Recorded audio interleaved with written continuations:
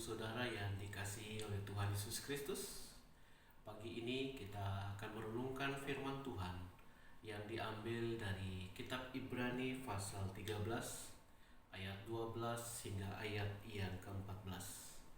Demikian bunyi firman Tuhan. Itu jugalah sebabnya Yesus telah menderita di luar pintu gerbang untuk menguduskan umatnya dengan darahnya sendiri. Karena itu, marilah kita pergi kepadanya di luar perkemahan dan menanggung kehinaan. Sebab di sini kita tidak mempunyai tempat tinggal yang tetap. Kita mencari kota yang akan datang. Bapak, Ibu, saudara-saudari yang dikasihi oleh Tuhan Yesus Kristus, surat Ibrani adalah surat yang dialamatkan pertama sekali kepada orang Yahudi yang telah menjadi pengikut Kristus. Mereka telah menerima dan menjadi pengikut Kristus. Namun karena terjadi penganiayaan yang begitu berat, baik secara kehidupan sosial maupun secara fisik, baik dari pihak bangsa Yahudi maupun Romawi, mereka mulai bimbang dan goyah. Surat Ibrani memberikan penguatan dan peneguhan, serta mengingatkan mereka supaya tetap beriman kepada Yesus dan tinggal tetap dalam kekristenan. Karena itu dalam kitab Ibrani diperlihatkan kesempurnaan Kristus sebagai keselamatan dan kehidupan yang jauh lebih unggul dan sempurna dari siapapun dalam dunia ini. Sang penulis menyatakan identitas sejati Yesus sebagai Allah. Dialah penguasa tertinggi. Ia lebih mulia daripada agama atau malaikat manapun. Ia lebih tinggi dari pemimpin Yahudi manapun, seperti Abraham, Musa, atau Yosua, dan lebih tinggi dari imam manapun setelah itu. Dalam surat Ibrani dimuat juga implikasi praktis dari mengikut Kristus. Bapak, Ibu, saudara-saudari yang dikasihi Yesus, dalam Ibrani 13 ayat 12 hingga 14 ada dua hal yang dapat kita renungkan. Yang pertama, memahami penderitaan Kristus untuk menguduskan umatnya. Dalam introitus hari ini dikatakan bahwa Yesus datang untuk melayani, bukan untuk dilayani.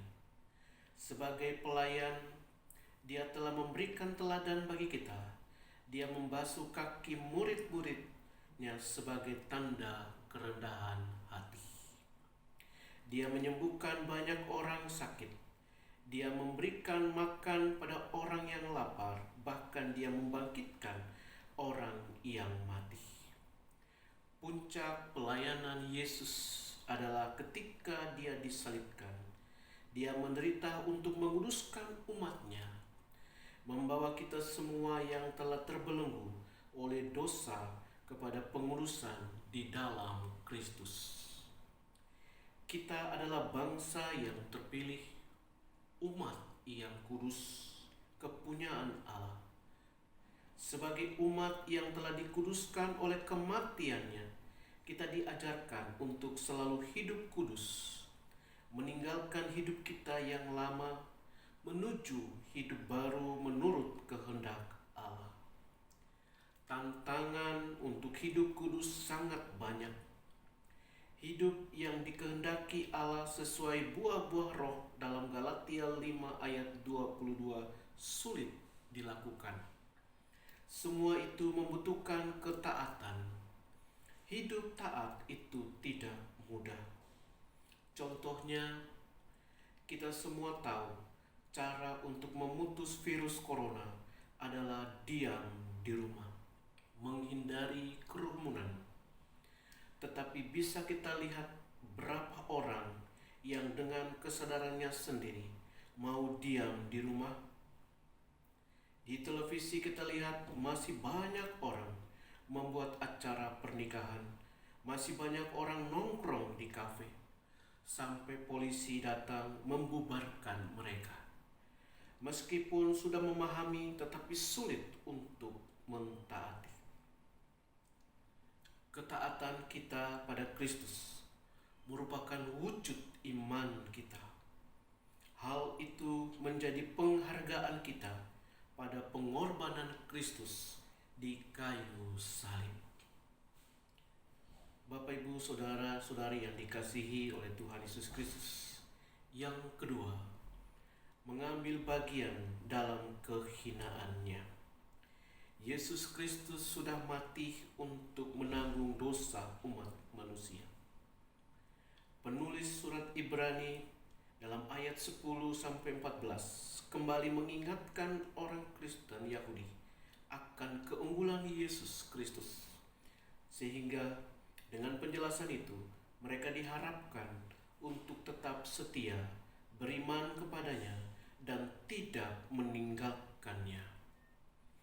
Orang-orang Kristen Yahudi diolok-olok dan dianiaya oleh orang Yahudi dan Romawi yang tidak percaya kepada Kristus Sang Mesias.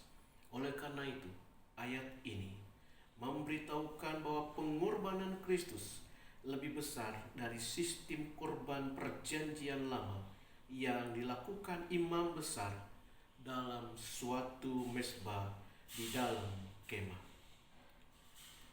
Karena dialah yang dengan belas kasih setianya yang telah menjadi korban penebusan dan penghapusan dosa yang sempurna dan dipersembahkan di luar pintu gerbang untuk menguduskan umatnya, sehingga oleh darahnya ada pengampunan. Kristus telah mati dan menjadi korban pengampunan dosa yang dikorbankan di luar kemah. Arti luar kemah adalah najis atau kehinaan. Itu artinya penderitaan yang dialami oleh orang Kristen Yahudi adalah sebagai tanda ikut serta dalam penderitaan Kristus untuk kesaksian iman mereka. Sebagaimana Yesus Kristus dibawa keluar gerbang Yerusalem untuk mengalami penderitaan dan penghinaan demi kepentingan umat, maka sudah saatnya bagi mereka turut merasakan penderitaan itu sebagai tanda kesetiaan mereka akan Kristus. Sebagai orang percaya, kita pun turut mengambil bagian dalam kehinaannya. Yesus menyatakan dengan jelas arti menjadi pengikutnya. Jika seseorang ingin mengikut aku, ia harus menyangkal dirinya sendiri dan memikul salibnya setiap hari dan mengikuti aku. Sebab siapapun yang berusaha menyelamatkan nyawanya akan kehilangan nyawanya. Akan tetapi barang siapa kehilangan nyawanya karena aku, ia akan menyelamatkannya. Apa untungnya jika seseorang mendapatkan seluruh dunia tetapi mati atau kehilangan nyawanya sendiri? Ditulis dalam Lukas 9 ayat 23 hingga 25. Ungkapan pikul salib dan ikut Tuhan seringkali tidak dipahami dengan mendalam oleh orang-orang percaya di masa ini. Di zaman Yesus, salib adalah simbol bagi kematian. Ketika seseorang memikul salib, dia sudah ditentukan untuk mati di sana. Yesus menyatakan untuk menjadi pengikutnya, seseorang harus bersedia menanggung penderitaan yang sama dengannya. Bapak, Ibu, dan saudara-saudari yang dikasihi Tuhan Yesus, dalam masa menjelang Paskah ini, kita diajarkan untuk melihat kembali penderitaan Kristus, merenungkannya dan memahami bahwa Dia mati untuk kita, sehingga kita pun mengambil bagian dalam penderitaannya. Kiranya firman Tuhan memberkati kita semua. Amin.